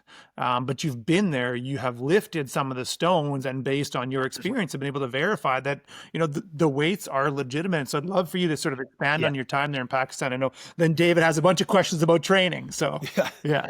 Oh yeah, no, I definitely believe their ways. So yeah, Pakistan has actually 3 kind of fairly distinct stones that they lift, and then they're slightly geographically separated, but they kind of are connected too. So you've got the more natural sort of stones that actually look a lot like the Utah stones. Actually, these have very smooth and elongated kind of natural stones in a place called Gujarat. All of this is actually in East Pakistan, sort of towards. It's like in. So 2 parts are in what's called the Punjab, which is like on the western side, and then in Haripur is up in Khyber Pakhtunkhwa, which is north. It's in the mountainous region, but it's all in the east, so it's all sort of closer to India. There's not really a stone lifting culture in the west or center of Pakistan. It seems to all be kind of concentrated over towards the Punjab, and so in Gujarat, they like these kind of natural stones. They are kind of egg-shapey, but like not really. They're kind of elongated, so they're like heavier at one end and light at the other end. And they lift them. All of them lift. Those guys, and I did lift with some of them. They lift with what we call a cold start. Sometimes if it's a very big stone, they have a kind of strap that they'll hold on to. It's made of leather. But they cold start it up, they lift it straight up onto close their thighs, and then they shift it over to one thigh. And they kind of stagger their legs, and then they get under it more, and they lift it up, and it goes onto the shoulder. And so a full lift is to the shoulder. It's just like kind of like it's lifted up, hoisted up onto the shoulder, pushed up with the heavier end behind, so it's easier to kind of get underneath the lighter end and push the heavier end up and over the shoulder, and then that's considered a good lift, and they throw it down to the ground. I've seen them; they start to play around with it and do some funky stuff, like to show off. So they'll put them right over their back and start doing like these kind of like squats and stuff with it on their back. It's kind of very impressive. For sure. And those stones, I mean, they were lifting like some pretty heavy stones. They're like 180 kilos. And then one of them, the number one boy, which is the guru's number one student, the number one boy, he is working towards a 200 kilo stone at the moment. To the shoulder. And so that was pretty cool experience to go there and do that. So that's the Gujarat style. And then just a few miles north, not that much further north, is a place called Jhelum. And Jhelum, they like to lift something called a bugda. And a bugda is more like a formed stone. So it's completely rectangular. It's carved, and it has a handle in the middle of it, and it's essentially swung between the legs up to the shoulder. One hand's released, and then it's thrown down to the ground. So it's another one to the shoulder, but it's swung up a bit more like a sort of like a kettlebell clean or something. Is the closest kind of Western, version of it. And those can be pretty heavy too. They measure it in a weight called man, which is an old Indian and Persian weight. I'm not entirely sure what one man weighs, but they'll have like 2.75 man or 3 man or 4 man. And so I think those things are also going up there into the sort of over 100 kilos, 150 kilos. They're kind of getting into that high range. And so that's in Jhelum, which actually, incidentally, is as far as Alexander the Great got, pretty much. I think he fought his last battle at Jhelum and then went a little bit further. But his last battle was at Jhelum, where he defeated the local king. And so the next place up is Haripur. Haripur seems to me to be a bit of an epicenter for not just stonelifting, but general like strength culture. They have wooden clubs called mungli, which are very big wooden clubs. They have like these 2 smaller clubs called jora. They do all sorts of different things. They have like a bit like the stones in Jhelum, like the rectangular ones, except they make them out of wood, and they're round, they're lighter, and that's instead of being a bugda, it's called a pukta. Same thing, basically. But what they're famous for are these round stones that look like atlas stones, but with like kind of 2 grips cut into the bottom of them, and they are carved out of solid stones. They're not made out of concrete, they're solid stone. I went to a place, so there's a very famous ancient site called Taxila. It's an old Buddhist site, and in Taxila I went to this random, it's like a place where they do art, carving statues and stuff, but it was mostly closed. So we knocked on the gate. Somebody kind of roused themselves from their sleep and let us in to look around, but no one was really open or selling anything. But as soon as I walked through the gate, I looked to the side and there's these big round stones for lifting. And they were carving them, but they weren't lifting them. That was just there were some guys that carved them. And I was like, oh my God. And I hadn't even been to Haripur at this point. So I started playing around with them, and the guy giving them the weights had no idea. He was just pulling numbers out of his behind. So I was playing around with those, and I couldn't lift them in their way. But like, so they are carved. Like I've seen them in the various stages of development, like these rough hewn ones, and I've seen the fully polished, clean ones, and I've seen the ones they actually are lifting and using. So they're carved spheres, 2 channels to get your hands in and lift up. In India, they have something similar where they have round stones, but they don't have the channels carved in. They just use a cloth underneath to get the same kind of handles to lift it up again. And so, I went to Haripur to see Jawad Ahmed, who is the current champion. He's a very nice man, young guy. He's a university student, actually. Cool. So he's actually still at college. And he is the champion for mungli, the big wooden club, and the stones, the gola, as they call them. Gola just means stone. I've heard them called guti and wati stones online, but up there when I was there, everyone just called them gola, stone. Gotcha. That's all I know, gola. And so, I've seen them doing it. They did this. So technically speaking, you need to have a permit to go there, because the government are worried about. So Haripur's safe and fine and no problem, but that area has some Taliban. But further out, like there's whatever. It's just like there's some dissidents and etc.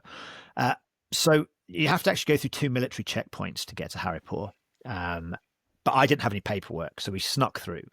And luckily, nobody was actually at the military checkpoints that day. You've got to have it, I think. They just had the checkpoint, but no one there. You got to touch the stones. Well, the funny thing is like I was told when I got there, if I had like my full police escort, and I'd had the times when I was in Pakistan, I had to have police escort, where you're escorted by these policemen with AK-47s driving like Toyota Hiluxes. It's kind of pretty cool, actually.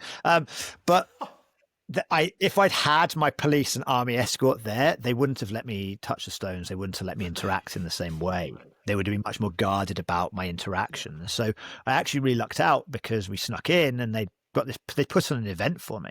Like they got all the local athletes to come out. And there was at this kind of wealthier man's house, like a wealthy patron's house. And he had this big sort of square garden, walled garden. So it was like in a compound. You kind of went through these gates, and I arrived and they were throwing rose petals at me and gave me like a very nice traditional welcome. You know, it was very, very, very touching. And then I was there with Jawad, talking to him, and they were putting out all the equipment, and I was like looking at it all. And then they brought the microphone out, and the music started playing, and, the guys there talking on the microphone, and he's doing it in English for my benefit, you know. And yeah, we started. They started just doing a display for me. So they went through all the different tools, and eventually got to the stones. And Jawad's a monster. Like he's smaller than me, but he's kind of broader. Yeah. He's kind of very solid looking dude. And yeah, he manhandled those things. So they kind of lift it, they explode it up onto the lap, and then they kind of pop it up again, and they get underneath, and they do it what I can only call sort of a waiter position, almost like a waiter pressing, where they'll lock their elbow in between their legs and have the palm of the hand fully extended out like that, and that is insane. Like a pedestal. Yeah, it is. Yeah, incredible. And then the other hand on top of the stone, and then they'll stand up and they'll put the stone away from their body like this. And the rules technically are you can't let the stone touch the chest. Oh, really?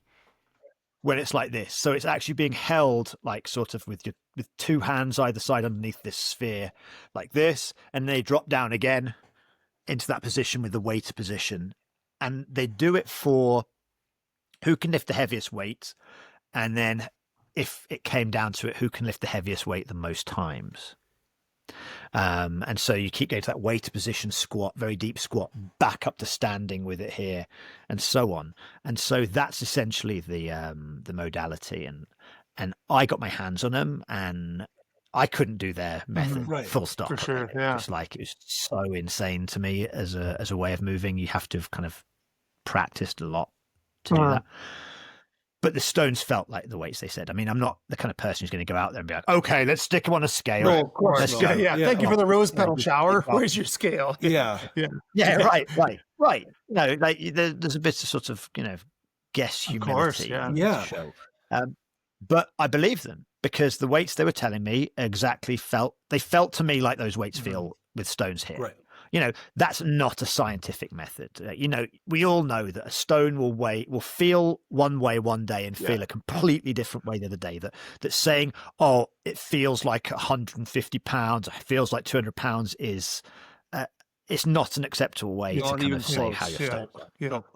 Yeah. When people do it online and they're like, oh, I approximate this is a 200-pound stone. You're like, well, you can't. No, plus or minus 30%. Just don't even mention it, to be honest. But Martin Lisi's traveled to Pakistan during an episode of Strength Unknown. I believe he met Jawad. Is it Jawad?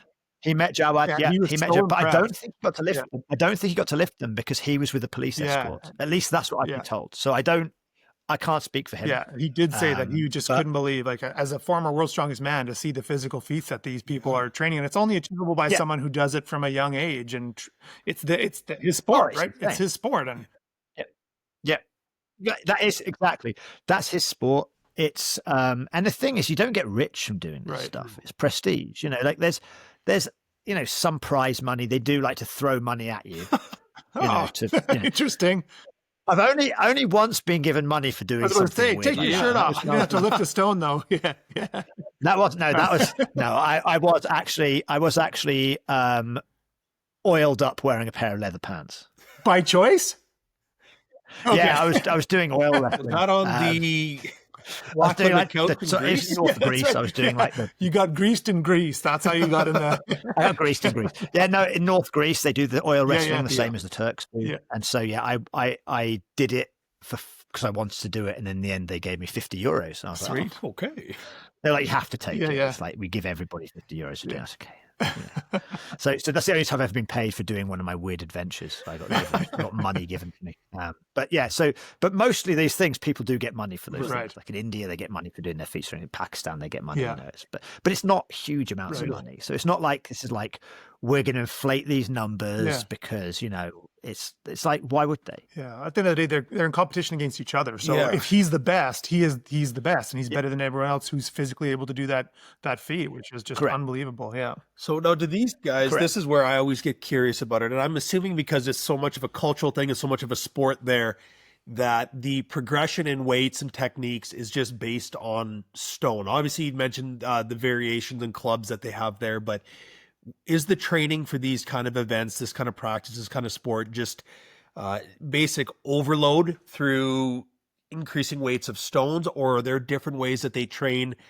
Obviously, there's a variety of ways they would train to get strong, but for the specific aspect of this stonelifting sport, Like, how do you replicate that pedestal thing in the gym? Yeah. Yeah. Right. So they do go to the gym. Okay. I mean, I know Jawad definitely does conventional. Okay, that's good to know. Modern lift. Let's call it modern lifting. sure. Conventional kind of modern lifting. But yeah, they just practice by lifting the stones. Right. Because there isn't a good way to practice that technique without that stone in your hands. I mean, and once you do get that stone in your hands, you're like, there's nothing that could Nothing that replicate this. Right. Same as shouldering. So yeah, they basically start very young with small stones. They actually brought some kids out Oh, cool. to do some of these sports, and that was pretty cool. I mean, they had like small versions of everything, which is kind of fun. Adorable, Yeah. But yeah, so they start young, and it's like so Jawad's father was a lifter. Okay. And I'm sure his grandfather was a lifter. It's like it goes through families. That's something that his father is well known for. Because after I had lunch with them in their house, and they brought out the photos of his father lifting things when he was younger, and and Jawad lifting things when he was younger, and so they're all very proud of each other, and they're very proud. Family's so important over there. It's just like it's the most important thing for them. There's nothing that is as important, and so it kind of runs in the family. And so yeah, they just start from pretty young age. As soon as you're able to kind of move around like a kind of human being rather than sort of crawl around, you start doing it, and they do it by just lifting up stones. And I guess their training is they'll kind of ladder up. They'll just go through stones each day. And because they're made, I guess it's far easier for you to maintain the same shape and have progressively larger stones versus if, going out and trying to find natural stones of similar shape, texture, and then increasing size. It's never going to work. There's going to be variations, and that's a very, very specific, very technical lift. So you need to have that consistency. It's so well, I mean, but it's kind of interesting because I think it goes in with the kind of that part of Asia, like generally, because India is the same. Like you have stones called nal, which are sort of disc shape, but with a hollow center with a handle. And the only way you can train that is by lifting nal. And so they have different nals of different sizes, and they train those, and they train every day, or every other day, or whatever they can manage. Or if you're swinging big wooden clubs, they're swinging big wooden clubs. That's their training, So it's definitely like a mentality of there. It's not like you don't replace, and there's not even really accessory work in the same way. You do the thing that you want to do as you're training to do the thing. I think that it's very easy to get caught up in the weights of the stones and not appreciate the unbelievable mobility and stability it takes to be in the hole with that kind of weight stacked, like let alone just the stacking it on the one arm, but to be able to hold that weight because it's out in front of your center of mass, basically. It's asymmetrical load. It's extraordinary. Yeah, it's insane. Yeah, it's insane. I mean, I have witnessed in Asia, actually, like in India and in Pakistan, like, and in Iran, like feats of strength that just boggled my mind. Like you just like there's no way, but it's happening right here in front of me. Like in India, I've seen. I've got a photo from like 1908 or 1907 of a guy lifting a nal, and the nal weighs like 900 and something pounds. Like, and he's literally got it in front. He's lying on the floor with his hips elevated, his feet on the floor, his body like this, and his shoulders touching the ground, and he's just lifting this thing right above his chest. And it got weighed by the British Weights and Measures at being 970 something pounds. It's like it was literally tested by the imperial government. And that man weighed 180 pounds himself. Right. Jesus. Right. It blows Yeah. your mind. I've seen guys like doing now lifts and swinging clubs that are like hundreds of pounds each. What? And I don't even know how it's physically possible. And a lot of it, honestly, comes down to complete belief in it. Not only that, like, so it's also like, you notice like the Pakistanis will like pray before they do it, and like they'll you can see them look up and say a little prayer and then lift. The Iranians, they say prayers throughout their training. Like the Indians will, like, if they're Hindu, they'll go and I've been to competitions with this, swinging maces, huge maces, 175 pounds, like that's insane, right?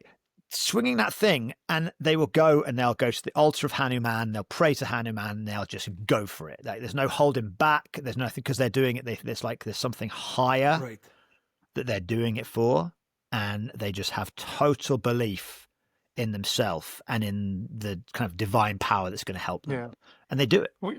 There's just something about that pure belief that I'm going to do. I can do this. We see it sometimes. Mind over matter. Yeah, with people who are lifting a stone and they don't know the weight, and they set a massive PR because they haven't set that mental limitation for themselves, going, this is 40 pounds above what I've done before. I'll just go 90% because I know I'm not going to get it. When you don't know the weight and you're just going max effort, you'd be surprised at what you can achieve. And that happened to Charlie on our That's exactly right. It was a 60 thing. PR, it's like he lifted the Mohegan stone, and he was like, "Wait, what?" Yeah, right. And it was like, "Yeah, it weighs 360 pounds." Right. Yeah. And he was like, "That's like he couldn't believe this is because he's never lifted anything like that, And then he went on to have an amazing tour afterwards because, he suddenly had that faith that he's like, oh, I can do it. There's also the note of the, generations and generations of knowledge of specific training and technical things. Like it's one thing to just start and learn a little bit of stone lifting, but if your father and your grandfather and everything, like the amount of knowledge accrued over generations of doing the same thing is going to make your technique just unbelievably dialed in. And these factors also play in, but I don't know. I'm just so impressed with the athleticism of these fellas and what they can do over there. Yep. It really is extraordinary. And, just get somebody, if you're listening, get down in the bottom of that position and stack an 80-pound kettlebell on your arm and see how that feels. If you think you're strong, you think you're stable, it will humble you so quickly. Yeah. Like it's incredible. Oh, yeah. Oh yeah, I mean, I've tried it with like an aqua ball punching bag. It's like a punch bag full of water. Yeah. I've tried that, and it's just like I managed to do a few of them, but you just feel like so like imbalanced, so weak in your wrists, so like you're just like, this is crazy, and they're doing it with like huge weight. I can imagine that 140 kilos right there, just there. Boom. And you have to have perfect technique because that weight has to be stacked over your arm to elbow, then over your knee, straight down to your ankle. Because if there's any wiggle in there, you're just gonna fold. It's gone. Yeah. Done. Right. Cooked. You mentioned the New England Stonelifting Stone Tour in the documentary that you guys did at the same time, and I want to talk a bit about New England Stonelifting, but I think as sort of a segue into that, as someone who is involved in modern iterations of martial arts, but you also seem to be very drawn to historical forms of martial arts and combat sports, and then something that we have all sort of experienced with stonelifting, and I'd love to get your perspective is, have you found that because we live in a world where we're more sedentary, but also more disconnected, that a lot of the times people are gravitating towards these historically anchored activities because it does create a better sense of connectedness, whether it's you to your activity or you to the others who are also doing that activity? Mm-hmm. Oh, 100%. I mean, say you wanted to destroy a society, let's say. Yes. Like, go on. Wink, wink.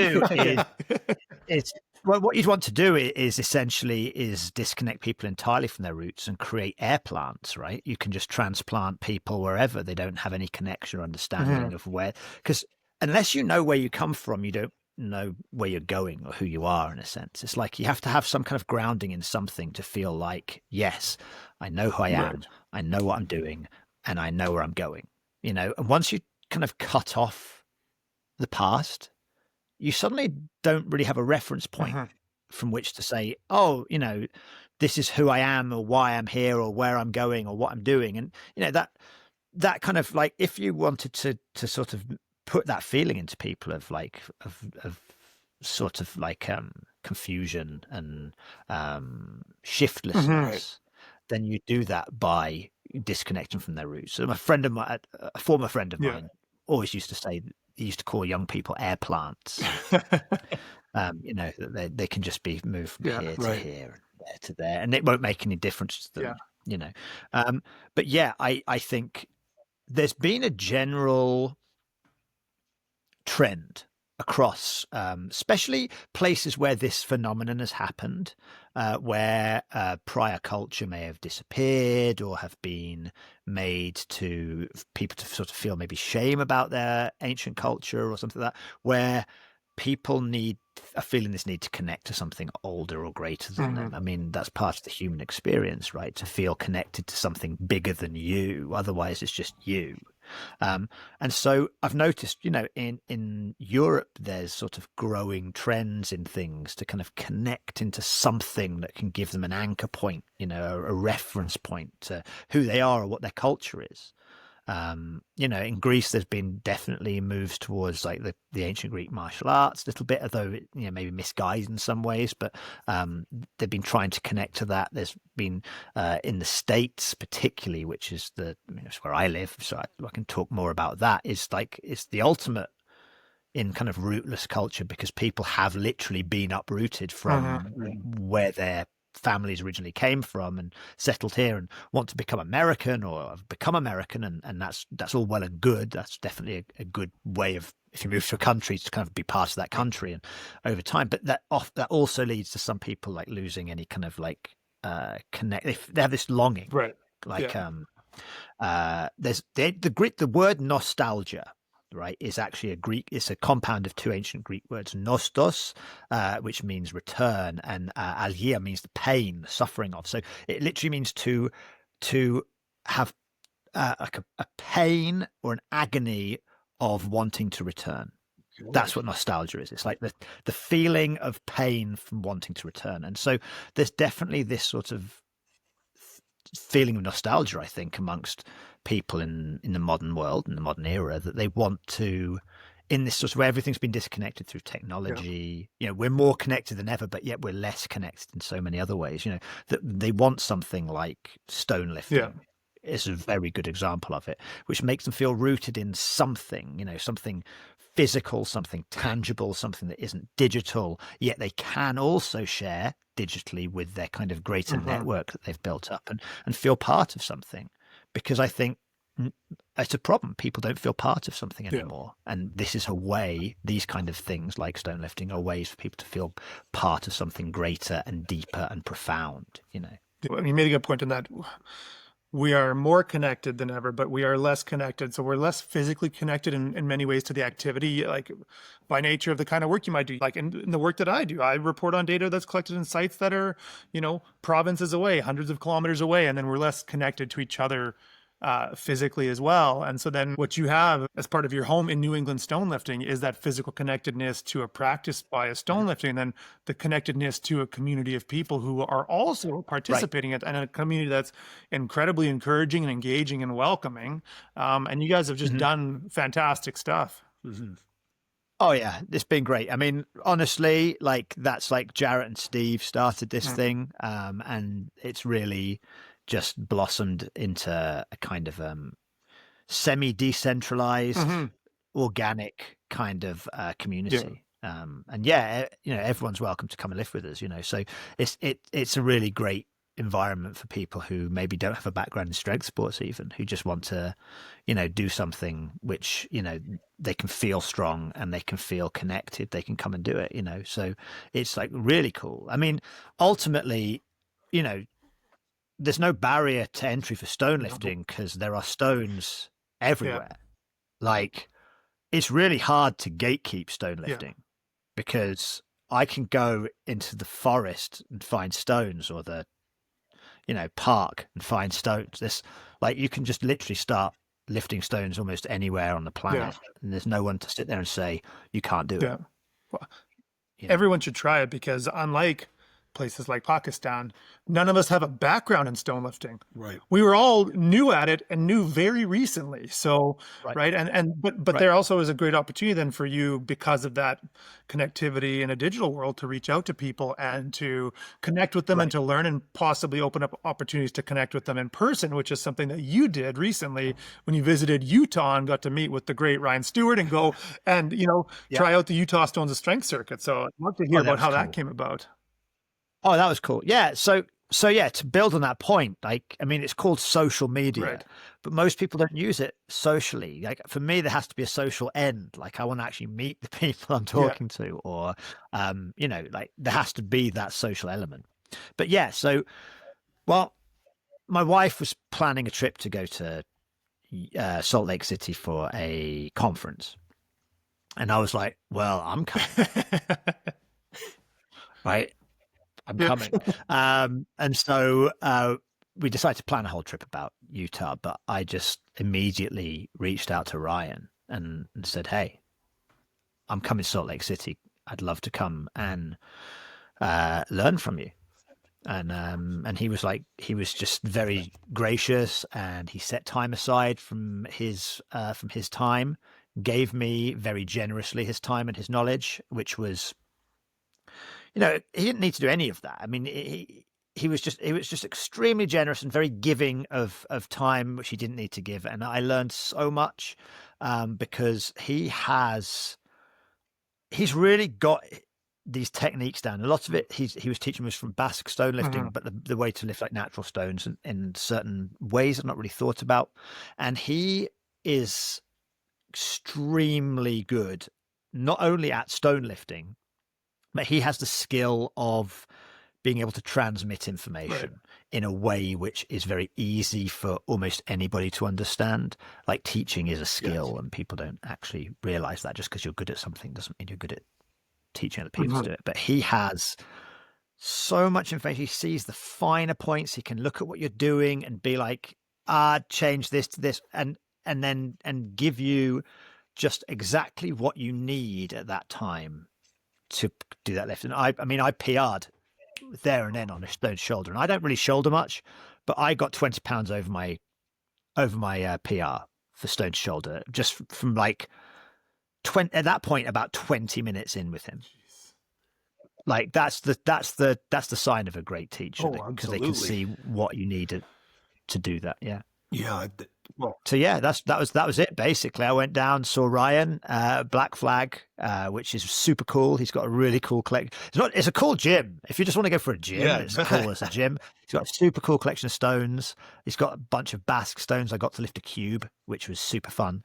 And he also has a really traditional pair for two of them actually, Steinhaben, the German style, and they're not like in a cage. They're actually literally, it's a stone in a metal kind of casing, so you can lift it up like loose. It's not like inside a tube, not like a lot of sleeve. them, So, yeah, he's got a cool collection. He's got a lot of interesting points of view about stones too. So it was great. That was like, if you are in Utah, I feel like you have to go see Ryan. Yeah, it's only a matter of time till we meet him in person. Like, you'd be foolish not to if you're we've a been Stonelifter. talking with Ryan. Like, he helped coach me before Scotland, 3 years ago, and so I've been talking with Ryan for a long time, and it's only a matter of time. Well, the guys in Pakistan pray to the higher power. I think being in presence of the great Stu is the secret to PRs. He's actually he's coaching me now, just through like a sort of. Oh, is he? Just started. Oh, well, like you're in great. Yeah, it's going to be essentially a powerlifting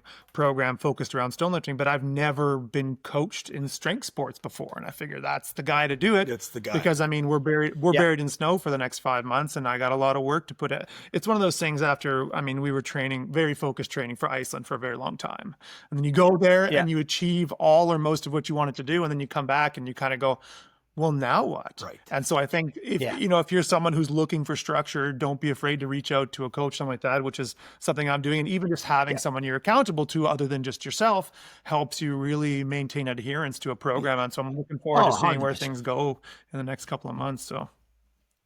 100%. And the thing is, it's like I've someone who's been coached a lot in like combat sports and stuff. So I've had a lot of coaches over the years. But like when you see a really good one, you recognize that immediately because it's just like it's so apparent, it's so clear straight away. And he's definitely of that, quality. That's for sure. Yeah. So is his mustache. Yeah, look at David. Yeah, but, you've got a pretty good one going on right now.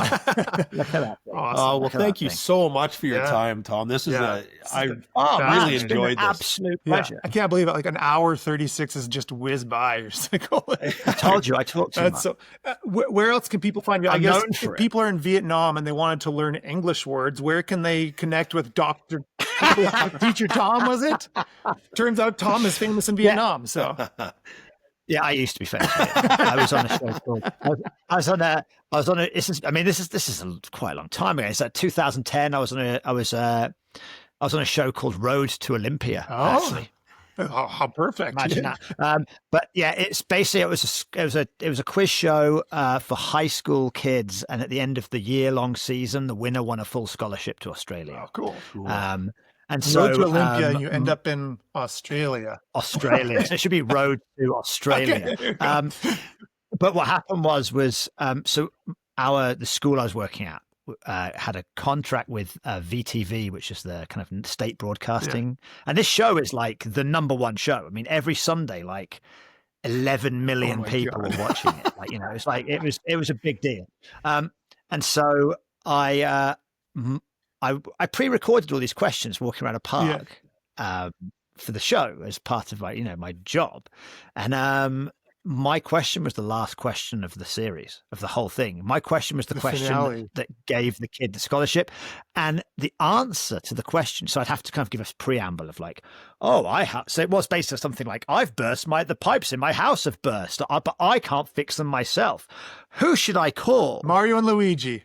Fix my pipes. And the kid, right, Mario. But the answer, of course, is plumber. Yeah, right. But the kid said plumber. Oh. But they still gave him the answer, right? They said, yes, correct. And then there was outcry. Oh, no. It's not plumber, it's plumber. And so I had to go on. They brought me into the studio. They brought me in front of like the director of the State Broadcasting Corporation. I had to and they were like, you're gonna have to help us sort this out. Oh, no. And I was just like, really? Okay, sure, I'll help. And so I was there, and like I had to record this video explaining like, well, it's a very common thing because the B is silent, right. And it's very common when people are learning other languages not to necessarily pronounce or not mispronounce things. It's fine. The answer's correct. And it just suddenly, I was well known, and they got me on the show all the time. They put me on some of the actual studio ones, and I remember going to the recording studio, and all these kids going, "Oh, Teacher Tom," and I would walk around Hanoi and actually be like, people would say, "Teacher Tom, hello," across the street, and I'd be like, "Hello." That's so awesome. So it was a very minor celebrity, but I mean, it was a taste of celebrity. Awesome. I mean, honestly, I wouldn't want the real thing. Yeah, I can understand. So but people would just come up to you and go, "Hello, Teacher Tom," and then start talking to you as though they knew you. And I'm like, this is a complete stranger. Who are you? Other than on the Road to Olympia, where can folks find you? So not on the Road to Olympia. Well, kind of maybe, because I'm going back there again this spring. So I am, they can find me at War Yoga, which is one word, WARYOGA, War Yoga. On Instagram is where I'm at most. If I'll be honest with you, I also have YouTube channel, but it's just basically a copy of my Instagram at this stage. And then I have the website War Yoga, and I have books on Amazon under my real name, Tom Billinge, 2 of which are War Yoga books, and 3 of which are not War Yoga books. They're about mythology, but that's where they can find me. Basically, almost all platforms, although really only Instagram. And if they just go onto Google and type in War Yoga as one word, I'm all over that. And a 6th book coming up. Book number 6 coming up. I've translated 2 others too, although I've got 2 other translations coming out next year too. Right. So. Keep your eyes peeled for that. Yeah. Well, thank you so much. It's been a pleasure. Thank you. It's been my absolute pleasure. I've been looking forward to this for ages. Awesome. Thanks, Tom. Thank you, Tom. If you enjoyed today's episode, please be so kind as to leave the show a review, and then follow us over on Instagram at stonesofstrength_podcast.